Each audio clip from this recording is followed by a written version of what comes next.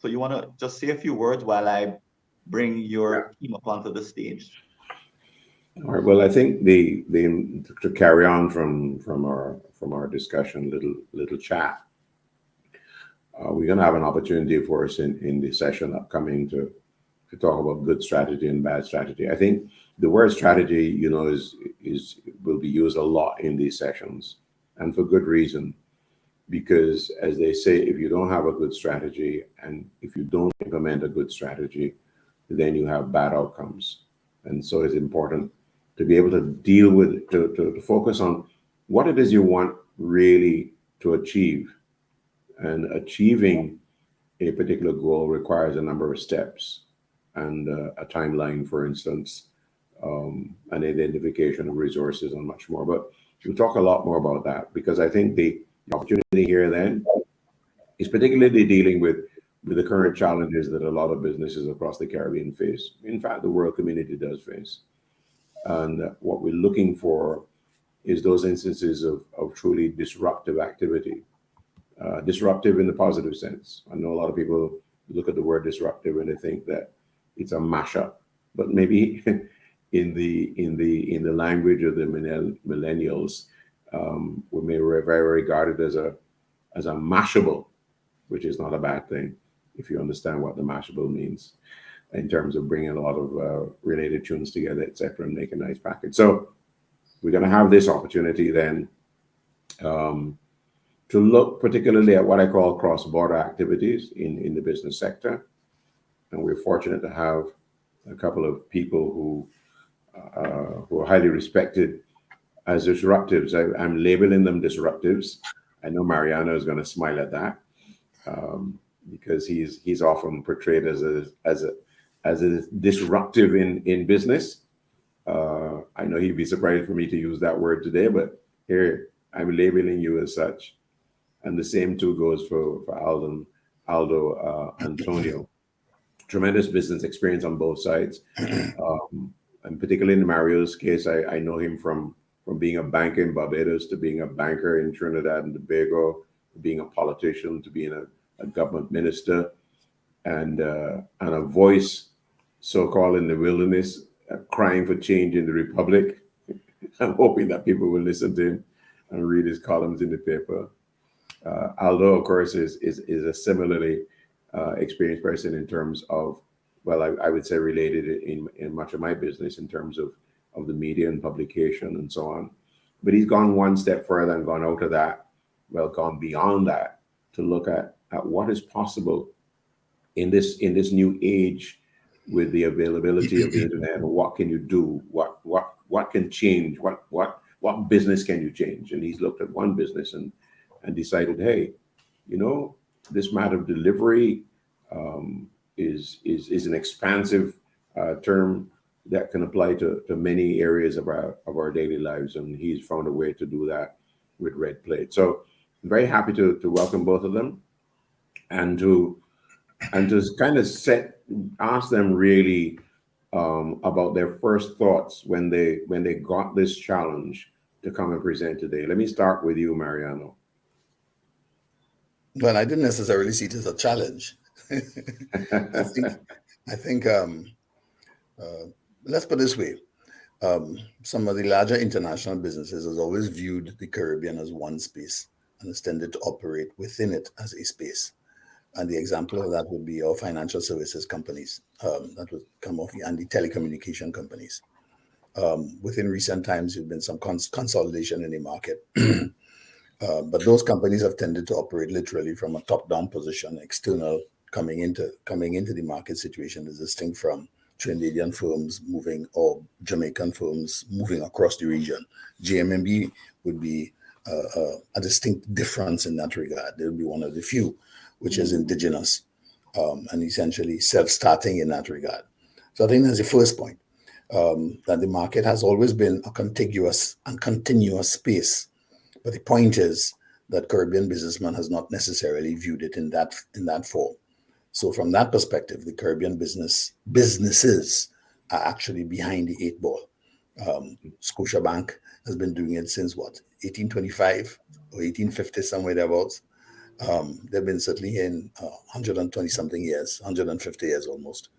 The Barclays Bank, and more recently, some of the more recent entries, RBC. And then you've had some reverse flows in the sense of Sagicor, which has now, in a sense, another reverse flow has gone. When they, as an indigenous business, started to move across the region, they also got big enough to be acquired by someone else, which is one of the issues that Caribbean businesses have to grow muscle, have to grow mass. I myself, when I was trying to do that at Caribbean Commercial Bank, and we were trying to form a Caribbean bank moving on, we were small, but we were a little bit of a disruptor in that sense, and we thought that we tried to use the technology early. Well, what happened was we got acquired right by RBTT, who eventually got acquired by RBC. So I think that the market has always been a contiguous space. But the point is that Caribbean businesses, i.e. indigenous businesses run by Caribbean people, have not always seen it or operated it in that fashion. So that has created an imponderable. So I think that is an opportunity, and probably the most recent example of that. Sorry, I have what you call it. I have someone trying to get hold of me, and my phone is linked up here, and I don't seem to be able to get rid of them. Hold on. Right. They will give up. I think that, well, what happens, I have my column. They're calling me about my column. Okay. So that I think that there's an opportunity. Right? I think too few companies have done it. You have Bermuda's Group has done it, but you have Associated Brands has done it. And again, the financial services companies, to the extent to which they have actually tried to go out and do it themselves, that's a positive. But now we have some reverse flows, and they have always had reverse flows. Life of Jamaica, for example, came into Trinidad market and was there, but also came with Canadian roots. So the point I'm making is that there's an opportunity, there's a space, right? But we have to see it as a big opportunity from our own perspective, rather than play tiddlywinks in our own markets. And that's essentially what CSME is about. We've not really been able to bite it. And the reason why we haven't been able to bite it is that the private sector businesses need to do a bit more about that. So we have some exceptions, and I call two. The third one would be Nila Massy. And they're big companies. So the Nila Massy Group, the Bermuda's Group, Associated Brands, JMMB on the financial services side, but it would be a minnow compared to the larger financial services operations that we're talking about. That represents a positive space, a positive growth development. And whether we're using the technology from that perspective to strengthen our penetration in the markets, I don't think that we've done as much about that as we should. In fact, quite the opposite. We have not leveraged the technology. The only companies that have attempted to leverage the technology are what one would consider to be the international service firms. And Flow would be the best example of that. Flow set out with the perspective of capturing a Caribbean market. And I think that the one organization from a technological point of view and a telecommunication point of view that has been able to properly articulate his position and then look further abroad, not only from out of the Caribbean, but also look to Latin America. So those would be my few brief opening comments. All right. I'll give you a chance to send a text message to Guardian Media about your column in the meantime. Although you come at this from a different perspective, interested to hear how you see it all. Thank you, Julian. Mariano, thank you and welcome. Happy to be here to share this stage with both of you. In your introduction, Julian, you mentioned two areas that I have been spending quite a bit of time in. Media and what I would refer to as transportation and logistics. Right. And both those areas I have found to be areas of significant opportunities for what I call strategic disruption. Let me deal with the first one that I think would be of common interest to both of us, media. I have observed, for example, that for many years, we on the print media side, and maybe even on the digital side, have always sought to sell advertising based on viewership, and reach. And that has been the mainstay of our revenue model for many years. Having shifted to digital online, I find that we are now giving away impressions, exposure, viewership with no value. I scroll through the Observer daily because it's my go-to paper on a daily basis, and I scroll through the other media and I see tons of ads there for me to see. And a couple of years ago, if I had bought an Observer and looked at an ad, that is what the advertiser was paying for. So I am here trying to find a way to strategically disrupt a model that we have been forced to accept. And so that for me is an interesting opportunity that I think warrants more and further discussion within the sector. Because it cannot be that we're going to continue to just offer exposure and then rely on per clicks for revenue. So that is something that I think is warrants further conversation. The other one that we're also looking to address from a strategic point of view is the whole issue of transportation and logistics. And what we have uncovered here in Jamaica, and I would imagine in most of the Caribbean islands, is that the vast majority of the public transportation vehicles that are on the road are grossly underutilized. Mm. And they have for many years relied on what I call a single source of revenue, which is passengers. And what we saw with the advent of the internet and the advent of what we call last mile delivery and that kind of structure is an opportunity to merge the two and provide what we want to call a dual source of revenue. And we have found that particular strategic view very, very profitable, because it now provides the owner of the public transportation vehicle two sources of revenue and makes it a far more profitable business opportunity. And there are some wider, broader economic benefits to that, especially in the Jamaican context. So those are two things that we have been looking at in some detail and looking at how we can further expand on those and provide a much broader range of opportunity to players in the sector. But public transportation and logistics and media are two areas of strategic interest for us that we think if we can solve it, would solve a major, major problem within Jamaica, and I would imagine across the Caribbean. Thank you. Although I can pick you up on that, seeing as how I have an interest. Yeah, the isn't that, I hear what you say. Isn't it fair to say though that literally Google Ads has come and disrupted our market situation? It has. But here what I think is an opportunity that we're not looking at. Google AdSense also offers an opportunity to monetize views. It's not as lucrative as per click, right, but there is an opportunity to monetize views. And I think that as a Caribbean community, media community, I don't think we have sufficiently explored how we can extract more value out of views rather than clicks as a means of revenue. Okay.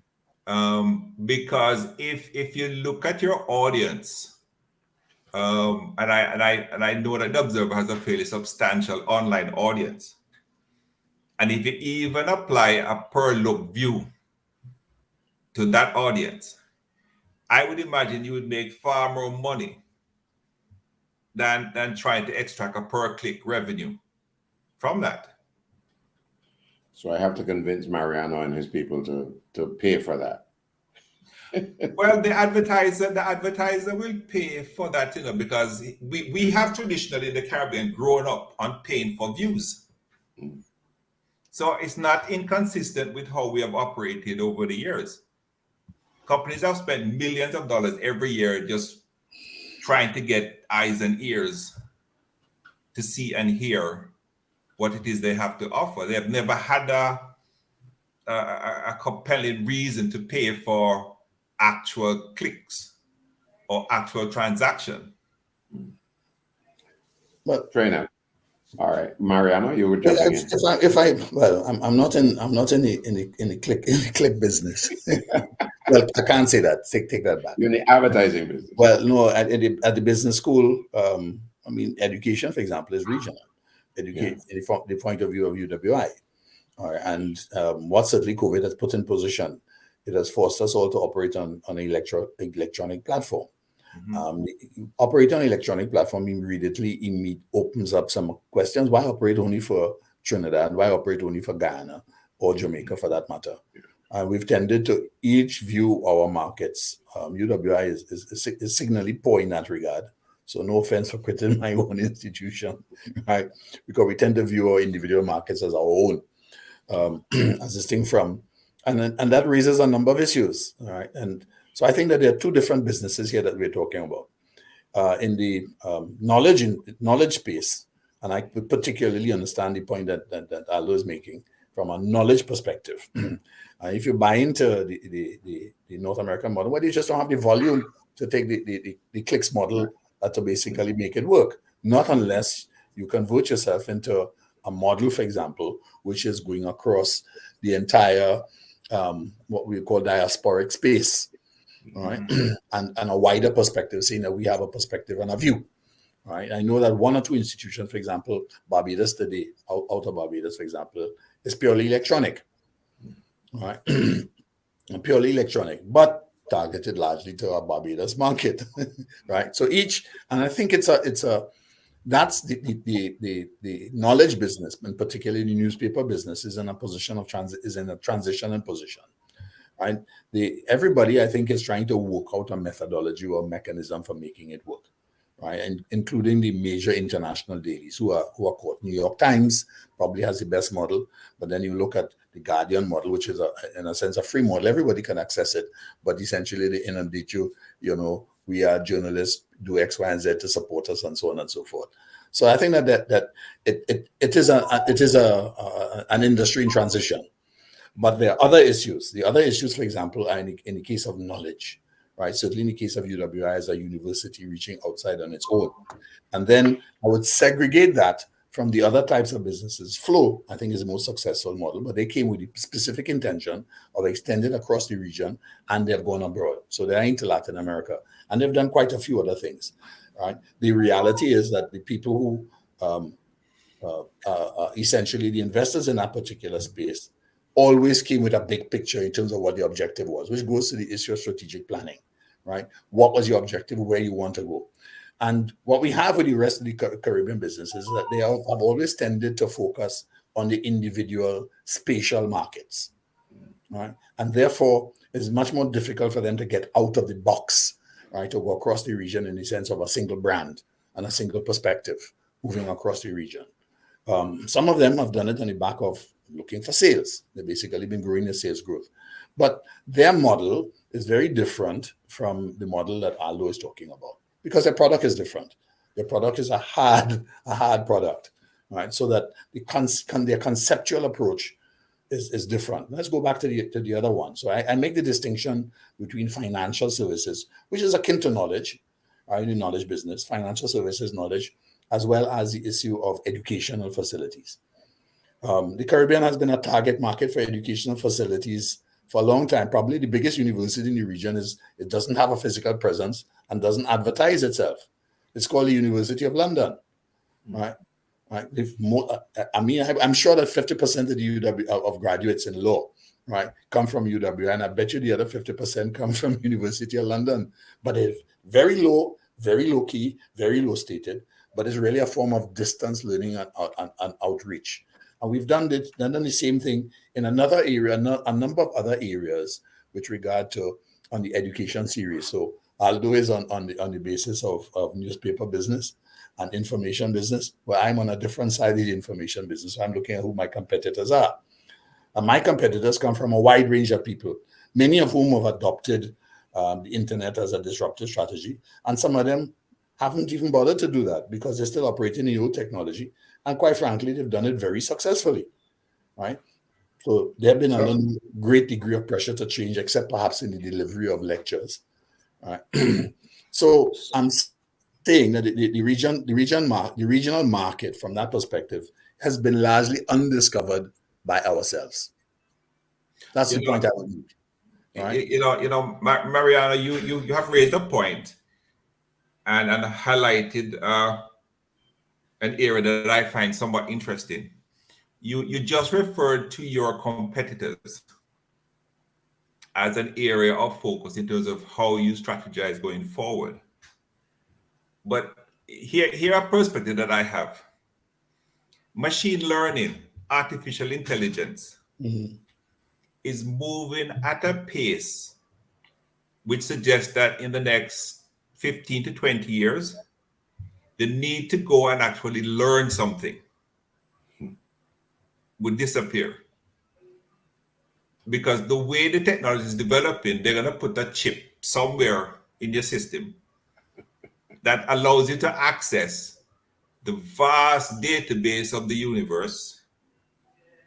So if I wanted to find out how molecular structure is set up, I just say it in my brain, the chip accesses this vast database somewhere in the universe and the information comes to me. And that's it. The need to go to school in the traditional sense, the need to learn in the traditional sense, based on where technology is going, is going to be significantly disrupted because there's no need for you to go to school. If any piece of information you will need will be available to you just by thinking about it and asking. Well, the answer to that is yes, from that perspective, but you missed the important point. If there was no need to go to school, if there was no need to do X, Y, and Z, and you could learn everything by A, B, and C, then who would become, how would you deal with specialists? Where does the initial information come from? It takes about 3 or 4 generations to lose everything that you've learned. And the bottom line is that for the information being sourced out there in the ethos, have to have been invented and dealt with by somebody. The machine didn't do it, right? People had to basically build the concepts. So the bottom line, even you're talking about a methodology and a mechanism for access, right? Which is completely different from the issue of creation, knowledge creation, right? Or not so much creation. We call ourselves, we say we created, but we're not creating it really. What we're doing is discovering it. And we're putting it in a form and a methodology that can be disseminated. Now, that is not going to change, right? So even though the access points may vary, but the whole question of the structure, the mechanisms to basically grow the information, develop it, document it, and put it into that form still has to be done. So there's always going to be room for the institutions of knowledge that are going to follow through. The mechanisms for the delivery of that institution, and I agree with you, the mechanisms for the dissemination of that information, that will change. I accept that, right? Which is one of the reasons why I talked about it from the perspective of dissemination of knowledge, right? And I'm saying that interesting point about it, notwithstanding the fact Coursera, for example, represents a positive development. And Coursera was kind of struggling up until COVID-19 came into position. And then the whole idea, remember, we always downplay the issue of online degrees. What is that? Right? Well, now all of a sudden we've discovered it could work. Everybody has discovered that. Now, the fundamental part about that discovery, right, is how do I marry that with all of the facilities that we've already installed and are instituted in place? Can't know anything about them. They're there. So there's a question about redeployment, restructuring, right? But you cannot get away from the issue of how do we conceptualize, collate, and gather that information. So the institutions that are going to be important for that are still going to remain because they still have to be certified. The standards have to be maintained. Right? How do you know that you've gotten something on a net? How do you know it's right? Right? And that has been a continuous problem. That's one of the problems with the net as we speak. You could get anything on it. How do you know it's correct? Right? So that's an ongoing issue. That doesn't invalidate the need for the underlying institutions. What it's saying is that we have to find a methodology for certification, a certification process that works with that.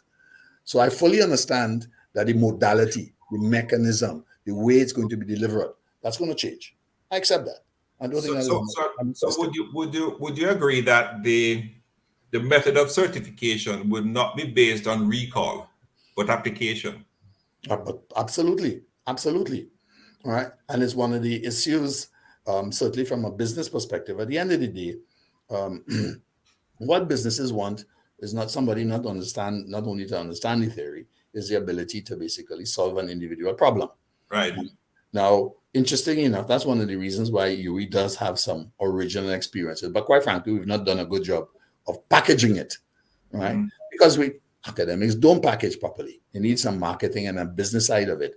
And that's one of the weaknesses of the current UWI as we speak. Because the fundamental issue is, for example, I bring somebody from, not so much from Wharton, or I bring them from Harvard to deal with Caribbean problems. Well, the first issue they're going to run into, right, as we all know, is research capacity, information and data sources, right? Not available in the way that they've been trained to conceptualize or to look at it, right? That requires a completely different approach to how you address the Caribbean. And that actually is a pretty difficult business problem. If your whole training mechanism has been set up to work in a multinational corporation, right? That's one of the advantages of UWI, because we don't work in multinational corporations. We work in the region, so we have to respond on a day-to-day basis to the changes that come. That is what gives us. That's what makes a JMMB stand out, right? It's a market creation. It's an adoption of an idea, a mechanism which has been used in other countries, but the modality, the mechanism in terms of how you basically Caribbeanize it, right? Tropicalize it, if you will, to make it possible. All right. I want to go back to some. Well, I'm glad you come back to this Caribbeanize it. One of the observations made within recent times is that, as far as Caribbean business is concerned, we no longer have the Neil and Massy type operations, the Mussons, and various companies that were spread across this region, because the matter of trade has changed. In other words, the old way of I don't know, shopkeepers, so to speak, bringing product into the region and then distributing, etc. And there's a requirement for a whole new business type for one reason or other, or that there's such intense competition in this buying and selling sphere that it really is very difficult for companies now to go the route of a Neil and Massy and so on, or as they did decades ago. Is that a fair comment, Mariano? No, it's not. Because they assume that that's a monolithic approach. The position is that nobody else is going to be able to replace Neil and Massy, and Neil and Massy is unique. All right, Neil and Massy, in fact, to remain that size, had to eat a few companies in Barbados. All right, the Barbados group, largest in Barbados, now in a sense consolidated as part of it. Why? Because there were limits to growth. There are limits to geographic growth. Right now, let's just ascribe that. We all look at Microsoft. Microsoft was founded in 1981, become a multinational named on X, Y, and Z. Right? Is there any company like that in Barbados? In Trinidad? Is there any? Well, the answer is yes, there are two. All right? Both are family-owned companies. And in fact, right, we have to remember that Neil and Massy is now a corporate entity, but it wasn't always a corporate entity. It started off life as family companies, and family money is not to be underestimated. What happens is that we don't see them until they become corporate. All right. So I use the same two examples, Bermuda's Group, and I use the example of the Associated Brands. Associated Brands was formed in the 1980s. Right? It is operating all across the region. it is in setting up companies and manufacturing companies, right? In in the Dominican Republic. At the moment, they're expanding in Colombia, right? They have 50% of companies which operate out of Malta, right? So they have a branch in the Mediterranean. They have positions in the Atlantic, right? They have positions on the Pacific. Well, that's a family company, right? You might think of it as not like Neil and Massy, but the point is that you haven't seen it because you haven't recognized it. And the point is that it doesn't publish its financial statements. You do not know how large it is. You do not know how much money they generate, and you don't exactly know where they're going. They know, right? They have a strategic plan, right? Now that also speaks to the other issue. All businesses start off life as family companies, including JMMB, right?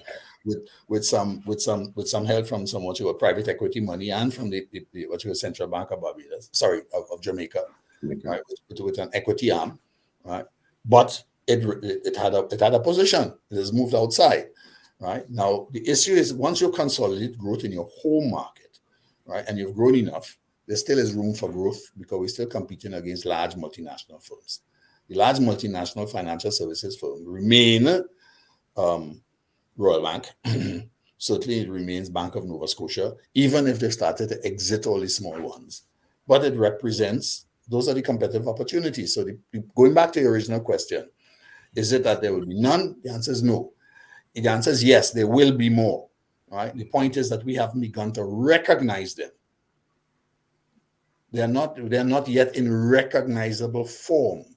But are they doing that kind of cross-market penetration? The answer is yes. And they're growing far larger to the extent to which one of the companies, which shall remain nameless, has recently bought out a manufacturing line completely, right, that operated across California and the Eastern Seaboard, right? They have and actually repatriated it to Trinidad and Tobago and is manufacturing with the intention of exporting to the same markets, except that they're taking advantage of what we call the economies of scale and lower cost in terms of our own domestic market. So Aldo, we don't see it as an Elon Massy yet, right? Because it's not published, it's not there, it's not available. It's first and second generation. The second generation is now beginning to take over the business. It's an opportunity, right? They see the opportunity. They are looking in the areas. Now, the point is how many others are doing that. That's what we have to look at. That's what we have to talk about. Aldo, as you listen to that, as you listen to Mariano now, in your head, is there a strategic plan in your head or implemented at some stage in terms of going beyond the borders of Jamaica? Talk about that. Let me reference my response with this. We at the Business Suite, we publish an annual top 100 Caribbean companies and top 100 Caribbean CEOs. And what we do is we pour through the annual reports of the publicly listed companies. And one of the things that I have personally observed in reading the chairman's statement and the management analysis from the CEO 10 years ago was a consistent line and comment that they were all making. And it was that they had outgrown the Caribbean. They had outgrown Jamaica. They couldn't grow any further in Jamaica. And so they had to be finding where else can we go to grow. And so they started to look at the Caribbean. And they started to slowly and systematically mop up other companies that they could add to their existing structure to build critical mass. What is now happening is that a lot of these companies that have now reached out and mopped up, a lot of the companies Mariano is referring to, the privately held companies that were off the market in terms of being publicly aware, is that these publicly listed companies are so awash with cash that they're looking at these smaller privately held companies and bringing them into their fold. So what I see is a strategic growth taking place by acquiring these small entities in order to build critical mass, because they have outgrown their existing markets. What you will find now is a lot of these companies have now grown beyond the Caribbean, the English-speaking Caribbean, and are going further afield. So that is how I would look at what is happening and what is taking place from a strategic point of view. The other one is in relation to what you refer to as the mom and pop type operations. And they have been significantly disrupted by what has now been taking place through this, what we call e-commerce situation. In Jamaica, we have taken a very different view to it. We at my company, we think that the local mom and pop retail business is the foundation of the local economy and should be protected. But what currently obtains is that each of these smaller entities are trying to operate e-commerce opportunities, but don't have the necessary human and technological resources to put behind it to make it successful.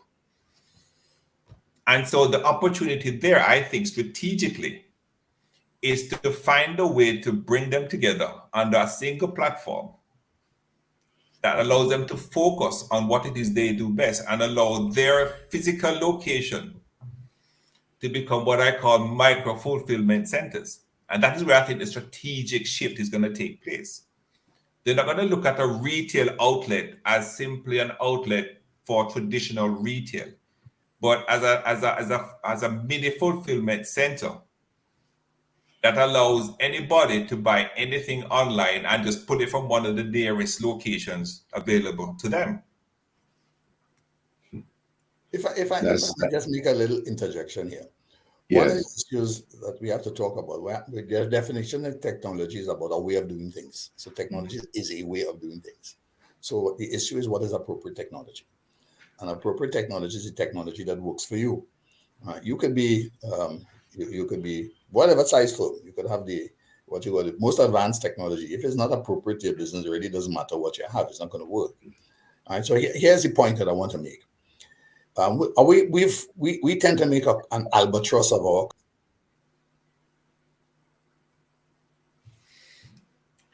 I think Mariano. Yeah, we lost something. We lost him there, but anyhow, Aldo, you can still carry on, because I think that one of the things I was asked to challenge you both in terms of disruptive is what's happened, for instance, with GraceKennedy and UTC, and also with Seprod and Brighton's with these acquisitions, mergers. You talk a little. You did in fact reference in a broader discussion, but give me a reaction to those particular developments. Well, again, I see the Seprod Brighton acquisition as part of that trend that I've picked up, where companies are looking for critical mass because they've outgrown their existing domestic market. And in order for them to grow and provide the continuous demand for shareholder value and return, they have to find new ways to accelerate growth. And one of the ways that I see that they're doing this is by buying up strategic companies. Now, one of the interesting things about the Seprod Brighton acquisition is that there are a number of similarities in the business. And so when we looked at it, for example, we saw where Seprod was able to add almost an equal amount of revenue from the Brighton acquisition to almost double their revenue just by the acquisition. But it also gave them strategic entry into Trinidad and into other markets, which I think was Barbados and Guyana. So for me, that separate move was part of that consistent move to acquire companies of strategic alignment and value to the overall business. The challenge that I think Seprod would face moving forward is some of the cultural challenges. Brighton is a deep-seated company in Trinidad. It has a lot of cultural history and background. And in order for the merger acquisition to take its full effect, is to try to benefit from economies of scale. And so trying to market two companies, two brands in the Caribbean is not going to give them that level of efficiency. And trying to operate two independent operations is also not going to give them the level of efficiency. I think there's going to be some amount of amalgamation of operations. There's going to be brand alignment. I don't think Brighton as a brand will continue in the operation because it has no strategic value to Seprod. Seprod has some very strong brands in its portfolio already. They do have one common brand, Eve. Yes. And that's where I think they have an opportunity to compete with a GraceKennedy. So I see the Eve brand, as being Seprod's competitive position to the Grace brand, because it already has a regional footprint and a brand awareness. And I think that's the best brand they have to do that. And as you mentioned, GraceKennedy, the GraceKennedy UTC on the financial services side? That is not so much of a strategic alignment as it is more of a product extension opportunity to offer an additional product and service to the market. Because I don't know that the Trinidad Trust Company is available for acquisition, for example. So what GraceKennedy is doing is that if you can't buy it, then you just try to use the product and make a margin on it. So that Trinidad deal for me is a margin opportunity to take an existing product and add a margin to it and make some money. Let's talk though. I mean, we've been talking a lot about big business here in essence. I think we need to get back, particularly to small and medium enterprises and their particular challenges. When we are suggesting to them that they should be developing a strategic plan, that they should be looking to see how they can grow and to have big dreams and big goals, etc., as in fact been suggested by JMMB when we look at their particular history. Well, let's talk though to the SMEs and the importance of strategy and strategic planning, rather than seeing themselves as maybe a mom and pop, and therefore we don't need to do this, and we don't need documentation, we don't need a lot of the kinds of things that would make a business very efficient in its operation and its growth. There's one thing that I am very much conscious of, and is that many of what we call SMEs, mom and pop operators, have no desire to be any bigger than what they are today. They're not ambitious enough? It's not a matter of ambition. It's a matter of that they're comfortable with where they are because that's what they can manage.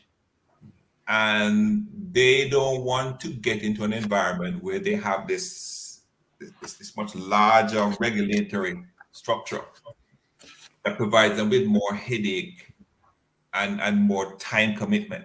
Because what we find across the Caribbean, and a good friend of mine at the UWI has been doing quite a bit of research on family-owned and operated businesses, especially in Jamaica.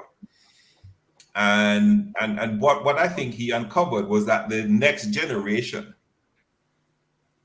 to take over the business is just not there in many instances. And so the first generation that is now running the business doesn't see a need to grow the business to any further, because who's going to take it over? So why grow and expand this business, and when they move on, it's left there in limbo because the next generation is just not interested in doing it. So that, I think, is something that we need to recognize, that there are some companies who have no interest in growing beyond their present state because they don't see a future where a next generation is likely to take over, and so they may prefer to just sell the business. There are, however, a fair number of companies who do see a future going forward beyond the next generation by going the route of bringing in professional managers to run the business, and also taking the route of IPOs on the junior stock exchange, which has now really taken off. So we're seeing a lot of smaller businesses, smaller SME type businesses go into the stock exchange, raising their profile, raising their capital structure, but also putting them in a place where even if the next generation is not interested, they're able to maintain some level of strategic ownership and control over the business by their equity. So they can step back and allow professionals to run the business while they still enjoy the benefits of profit sharing and asset growth. So that is at that level. So while I still have you here, let's then talk about the longer view. Mm-hmm. I talk about the Chinese Long March in my discussions with Keith Duncan earlier, which we'll share later on. But are we guilty of not looking or going into this? I almost call it a trap, really. Every time we start a business enterprise or we're running a business enterprise, we talk about having a 3-year plan. In some cases, a 5-year plan, if some people are bold enough. But yet there are others who, in the case, for instance, of JMMB, they talk about a 25-year plan. So in 1 minute, I want you to deal with that longer view. You know, I